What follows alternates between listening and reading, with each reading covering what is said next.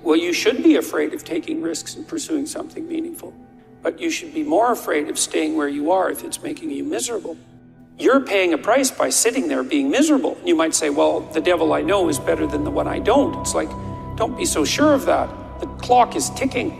Yeah, and if you're miserable in your job now and you change nothing, in 5 years, you'll be much more miserable and you'll be a lot older. I'm not talking about what makes you happy.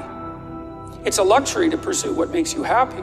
It's a moral obligation to pursue what you find meaningful. And that doesn't mean it's easy. It might require sacrifice. If you need to change your job too, let's say you have a family and children and a mortgage, you have responsibilities. You've already picked up those responsibilities. You don't just get to walk away scot-free and say, well, I don't like my job, I quit. That's no strategy. But what you might have to do is you think, well, this job is killing my soul. All right, so what do I have to do about that? Well, I have to look for another job. Well, no one wants to hire me. It's like, okay, maybe you need to educate yourself more. Maybe you need to update your curriculum vitae, your resume. Maybe you need to overcome your fear of being interviewed. Maybe you need to sharpen your social skills. Like, you have to think about these things strategically. If you're going to switch careers, you have to do it like an intelligent, responsible person. That might take you a couple of years of effort to do properly. We're built for struggle, us human beings. We're built to contend with the world. We're built to contend with reality. You want a challenge, and the best way that you can take on a challenge, because a challenge fortifies you. So you don't want to be secure, you want to be strong. And you get strong by taking on optimal challenges. And so you lay out your destiny in the world, and you take the slings and arrows of fate, and you make yourself stronger while you're doing so. And you might fail, and fortune might do you in, but it's your best bet. And, you know, people have extracted unbelievable successes out of catastrophic failures. And I'm not saying that in a naive way. I know perfectly well what happens to people. You know, you're doing fine in life and then you get cancer. And then 6 months later, you're dead. And all the heroism in the world isn't going to save you at that point. But that's not the point. That's not the point. Life is bounded by mortality. But that doesn't mean that you don't get out there and contend, and you develop by contending, and you minimize the net amount of suffering in the world. And that's something, man. That's something to do. Compare yourself to who you were yesterday, not to who someone else is today. Because you need to have a hierarchy of improvement. You need to be aiming for something. And that means you're going to be lesser than people who've already attained along that dimension. So the question is, who should you defeat in the final analysis? And the answer is, you should defeat your former self. You should be constantly trying to do that. And you're the right control for yourself too, because you're the one who's had all your advantages and disadvantages. And so if you want to compete fairly with someone, then you should be competing with you. If you're improving yourself, then what you are doing is competing with your lesser self. And then you might also ask, well, what is that lesser self? And that lesser self would be resentful and bitter and aggressive and vengeance-seeking, and all of those things that go along with having a negative moral character. And those are things that interfere with your ability to progress as you move forward through life. So it's very necessary to understand that this is why, you know, I've been stressing this idea of personal responsibility. It's like, well, personal responsibility is to compete with yourself, is to be slightly better than yourself the next day. And it better in some way that you can actually manage, and that's humility. Like, well, I'm a flawed person, I've got all my problems. Could I be as good as person X? It's like not the right question. The right question is, could you be slightly better tomorrow than your currently flawed self? And the answer to that is, if you have enough humility to set the bar properly low, then you could be better tomorrow than you are today. And you might say, well, what's the right way of being in the world, if there is such a thing? And it's not acting according to a set of rules. It's attempting continually to transcend the flawed thing that you currently are. And what's so interesting about that is that the meaning in life is to be found in that pursuit. So I've been laying that out in these discussions too, because it's saying, well, the fundamental issue is that life is tragic and difficult, very tragic and difficult for everyone. And it's also tainted by malevolence, because no matter how things are tragic and difficult, but there's always some stupid thing that you could do or someone else could do that could make it even worse than it has to be. So that's life. And you need an antidote to that, because that can embitter you. Constant contact with that, just the tragedy, but the tragedy combined with betrayal and malevolence, that makes it even worse, especially if it's self-induced. Okay, so you need something to set against that so you don't get bitter and resentful. Well, what do you set against that? Doing something worthwhile. by your own definition, say. You need some reason to get the hell out of bed on a terrible day because you've got something good to do. Well, what's the best thing you can do? Transcend your current wretched and miserable self. There's meaning to be found in that, and that's a meaning that's associated with responsibility. One of the things that I've been trying to lay out clearly is that life is hard.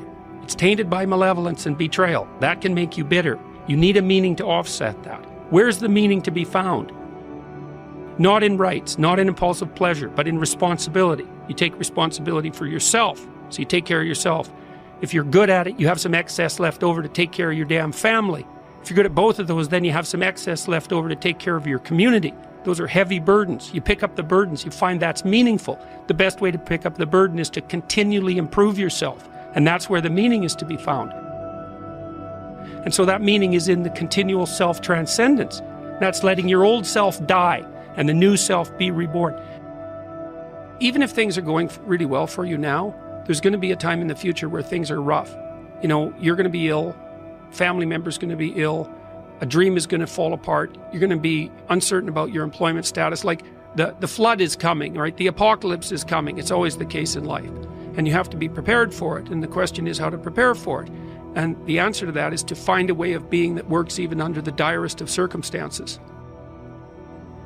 You've got the possibility to slowly raise yourself out of the mire. You've got the possibility to do just what the fighter does when he's defeated, which is to say, well, regardless of the circumstances that might have led to my defeat, like even if there were errors on the part of the referee, this is no time to whine about it. This is a time to take stock of what I did wrong so that I could improve it into the future.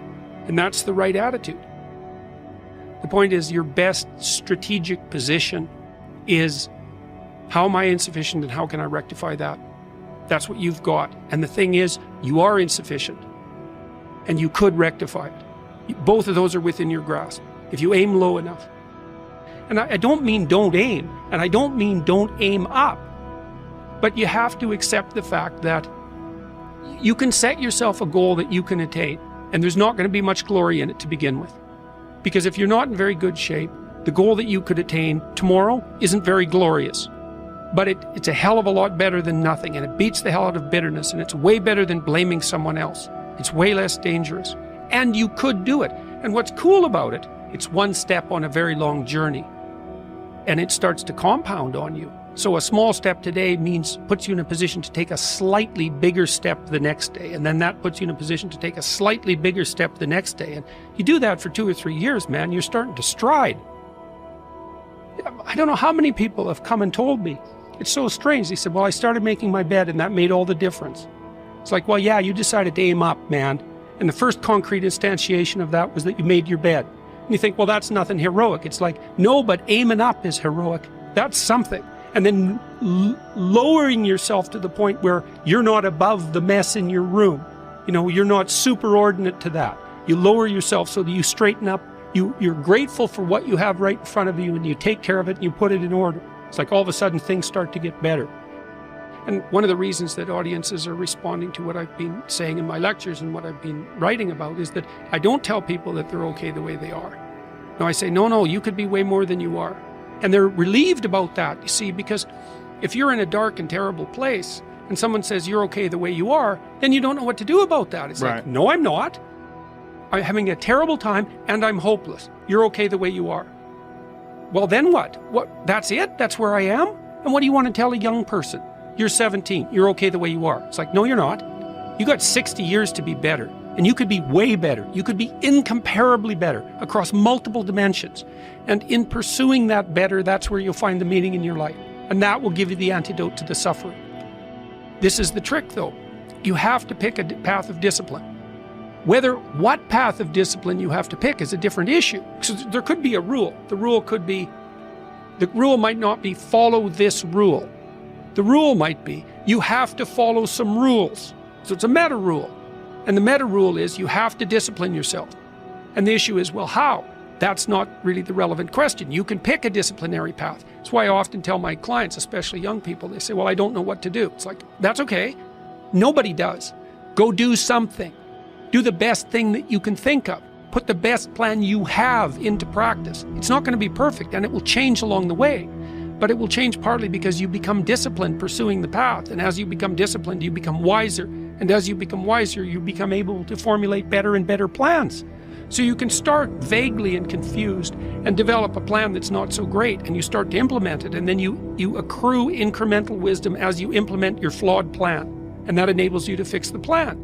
And so that's part of that process of incremental self-improvement as well. Imagine you only have $100,000 to go buy a house. And so you go look at this house, and it's like, Jesus, this house, man, it's like it needs a lot of work. It's like, well, that's all you've got. Well, are you going to pretend that the house is okay the way it is? Or are you going to look for where it's rotten and where the plumbing doesn't work and where the stove doesn't work? You have to go and look and see where everything needs to be fixed. And that is harsh, man. And then in order to do that properly, someone has to have taught you, look, you aren't your problems. You're most fundamentally that which, if it confronts its problems, can solve them. And that's the hero myth in a nutshell, by the way. The hero is the person who confronts horrible, chaotic potential and tames it and makes something of it, right? That's the fundamental human story. But the problem is that you have to face what you don't want to face in order to fix it. So you look at all the things about yourself that need to be burned off, that need to be dispensed with. And that, man, especially at the beginning, especially if you're screwed up, that might be like 95% of you. It's not pleasant. But if you know that you're the thing that can transcend your problems, most fundamentally, if you know you're the thing that, if it faces the problems, can transcend them, then you have the faith that would enable you to take stock of who you are. My daughter was very ill when she was a kid, but particularly when she was a teenager. She had a very terrible time of it. She had juvenile rheumatoid arthritis, and when she was between the ages of 14 and 16, it first destroyed her hip, which had to be replaced, and then it destroyed the ankle on her other leg, which had to be replaced. And she walked around for 2 years on broken legs, and she was taking massive doses of opiates and could hardly stay awake. And, and as a test of your faith, there's almost nothing that's more direct than a serious illness inflicted upon an innocent child, right? And so the chapter's a meditation on that, and also on, well, what to do in a situation like that, because everyone is going to have a situation like that in some sense, because you'll be faced with illness in the people that you love and in crisis. And so it's a practical guide to coping with those sorts of things. And one of the things you do when you're overwhelmed by crisis is you shorten your time frame. It's like you can't think about next month. Maybe you can't even bloody well think about next week, or maybe not even tomorrow, because now is just so overwhelming that that's all there is. It's like, and that's what you do. You cut your time frame back until you can cope with it. And if it's not the next week that you see how to get through, then it's the next day. And if it's not the next day, then it's the next hour. And if it's not the next hour, then it's the next minute. And people are very, very, very, very tough. And it turns out that if you face things that you can put up with a lot more than you think you can put up with, and you can do it without becoming corrupted. You have to be alert when you're suffering. You have to be alert to the beauty in life, the unexpected beauty in life. And, you have to look for that little bit of sparkling crystal in the darkness when things are bad. You have to look and see where things are still beautiful and where there's still something that's sustaining. You narrow your time frame and you be grateful for what you have, and that can get you through some very dark times. And maybe even successfully if you're lucky. But even if unsuccessfully, then maybe it's only tragic and not absolute hell. And you can do that, in the worst situation. You can make it only tragic and not hell. And there's a big gap between tragedy and hell. There's nothing worse at a deathbed than to see the people there fighting. The death is bad enough, but you can take that, as terrible as it is, and make it into something that's absolutely unbearable. And maybe I think, and this is sort of what I closed the book with, is this idea is that if we didn't all attempt to make terrible things even worse than they are, then maybe we could tolerate the terrible things that we have to put up with in order to exist. And maybe we could make the world into a better place. Truthful conversations redeem people. Because if you come to a clinical psychologist whose worth is salt, you have a truthful conversation. The conversation is, well, here's what's wrong with my life. and here's what caused it. Maybe it takes a year to have that conversation, and here's how it might be fixed. Here's what a beneficial future might look like. And so it's a completely honest conversation if it's working well. And all that's happening in the conversation is that the two people involved are trying to make things better. That's the goal. Let's see if we can have a conversation that will make things better. Stop doing the things that you know are wrong that you could stop doing. Right? So it's a fairly limited attempt. First of all, we're not going to say that you know what the good is or what the truth is in any ultimate sense. But we will presume that there are things that you're doing that for one reason or another you know are not in your best interests. There's something about them that you just know you should stop. They're kind of self-evident to you. Other things you're going to be doubtful about. You're not going to know which way is up and which way is down. But there are things that you're doing that you know you shouldn't do.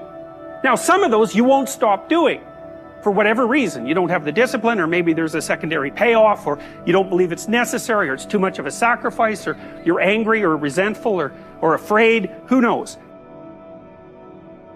But there's another subset that you could stop doing. It might be a little thing. Well, that's fine. Stop doing it and see what happens.